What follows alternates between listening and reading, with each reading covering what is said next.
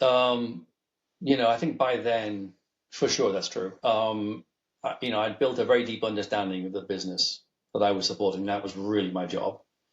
So I was able to find an angle that was very relevant to what the business and the company was trying to deliver at the time. And I was able to share that story to the executive leader who ran the division. And that's where some of these soft skills came into play, I think. So building a bridge between what was important to him and his business and his goals, and then what we had to offer. So I couldn't just go in there and show him some numbers, it would just fall flat on his face. But I was able to paint a story with those numbers that he could understand and relate to, if that makes sense. Yeah. Painting a story with numbers. I really like that phrase. And you know what? I mean, how swiftly you were able to explain that, like painting a story, explaining complex numbers to the business partner. That's an eternal struggle to most of the leaders who otherwise start from a core technical background, and they are always kind of in the loop, or it tries to break the loop of how to communicate those complex numbers, equations, algos to the business partners who actually, in fact, really prefer the story element that you mentioned. Great. Yeah, that's a must-have skill, being able to do that. But I want to say right now I think that's the only time I can remember that we built a model without gaining business support first. We would never typically do that.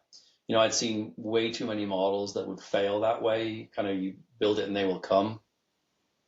But it was a risk, but I was confident it would pay off because the model was so powerful.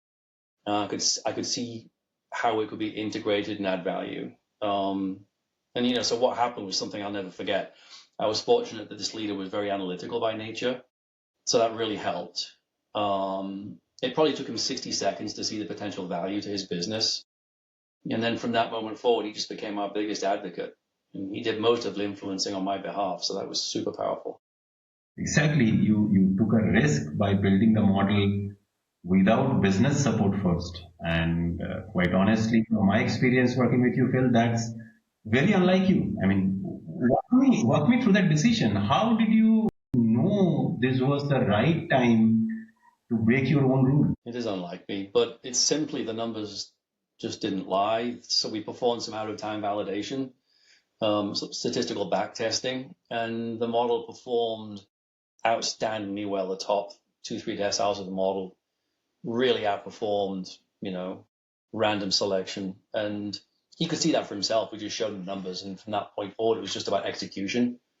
But, I still had to see and understand his business to see that opportunity and then translating those technical insights into the value. Right? So in my opinion, it was just not a risk. It was a calculated risk. It was a risk that, it might look like a risk, but it was backed by your intuitions as well as business context.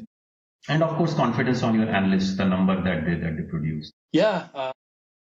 It's true. I think it's important that, I can, sort of provide some, examples if you'd like, but that was, it was a perfect thing. The only reason that I chose to take more of a risk because I'd taken the time to understand the business. I knew what drove the business and I could see that this was something that was really needed.